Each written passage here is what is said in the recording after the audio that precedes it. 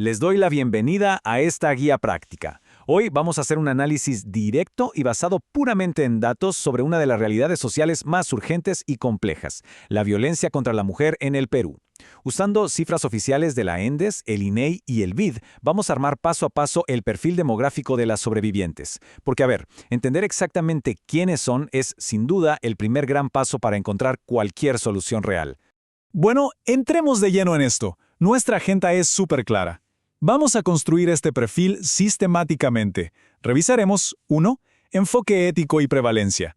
2. Ubicación y edad. 3. Estado civil y familia. 4. Educación y perfil étnico. Y terminaremos con el punto 5, las barreras para buscar ayuda. Comencemos. Sección 1. Enfoque ético y prevalencia nacional. Antes de ver un solo número, tenemos que dejar algo clarísimo. Cuando manejamos datos demográficos de este tipo, necesitamos usar un lente completamente ético. No podemos olvidar que detrás de cada porcentaje hay personas, una población altamente sensible. Nuestro análisis no puede ser frío. Exige entender que el objetivo final, siempre, es evitar la revictimización y priorizar su seguridad en todo momento. Y para que dimensionemos la magnitud del problema a nivel nacional, partamos de esta cifra que es abrumadora, 54.9%. Según la ENDES, más de la mitad de las mujeres han sido víctimas de violencia por parte de su pareja en algún momento de su vida. Para ponerlo en perspectiva, no estamos hablando de casos aislados, estamos hablando de un fenómeno estructural masivo que atraviesa a todo el país. Pasamos a la sección 2, ubicación y rango de edad. Teniendo esa enorme prevalencia en mente, la situación cambia bastante dependiendo del entorno geográfico, y esta gráfica lo ilustra a la perfección. Al ver cómo ha evolucionado la violencia física en los últimos años, notamos que se mantiene obstinadamente más alta o con repuntes mucho más marcados en las zonas rurales si lo comparamos con los centros urbanos. Lo que nos lleva a un contraste vital. La forma en que se manifiesta la violencia cambia radicalmente según la zona de residencia.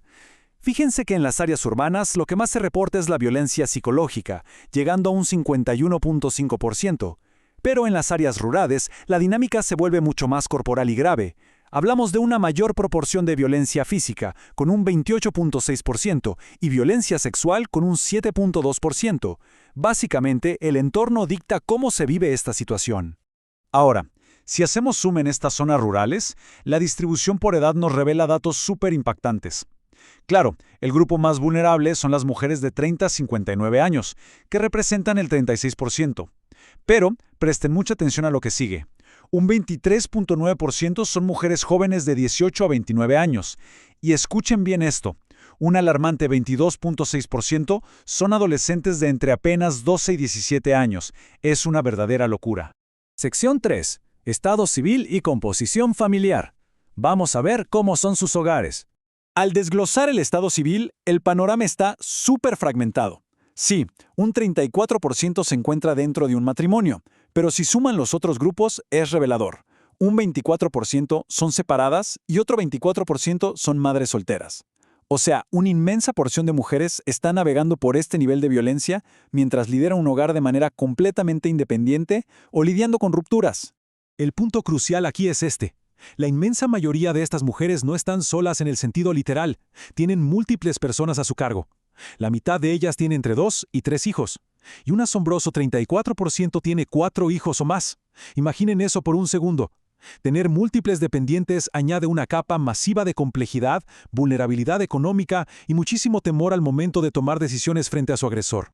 Vamos con la sección 4, nivel educativo y perfil étnico. A toda esa enorme carga familiar hay que sumarle el factor educativo, que es donde las discriminaciones sistémicas empiezan a multiplicarse. Fíjense, el 59% solo alcanzó la educación secundaria y un 25% apenas la primaria. Solo un 11% tiene educación superior. Los informes son clarísimos en esto. A menor educación formal, disminuye drásticamente el acceso a información vital sobre derechos básicos o sobre cómo y dónde pedir protección. Llegamos a un concepto fascinante propuesto por el Banco Interamericano de Desarrollo. Para entender mejor la etnicidad en un país tan diverso, definieron a un grupo demográfico específico llamado castellano reciente.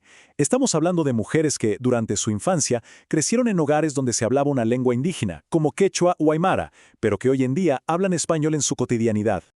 Ahora, lo verdaderamente interesante de esta diapositiva es cómo se superponen las vulnerabilidades.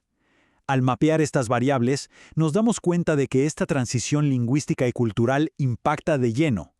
El grupo de castellano reciente enfrenta riesgos que superan tanto a la población indígena que mantuvo su idioma nativo como a las que siempre hablaron castellano. Y cuando revisamos las tasas de violencia, los números quitan el aliento. Este grupo específico de castellano reciente experimenta las cifras absolutas más altas en todos los frentes. Un 55.2% reporta algún tipo de violencia, pero lo más grave es que enfrentan un 26.4% de violencia física severa y un altísimo 13.6% de violencia sexual. ¿Por qué pasa esto? Los investigadores sugieren que, al estar en una etapa de transición social, sus redes de apoyo se debilitan muchísimo, dejándolas prácticamente sin opciones para escapar de su agresor. Sección 5.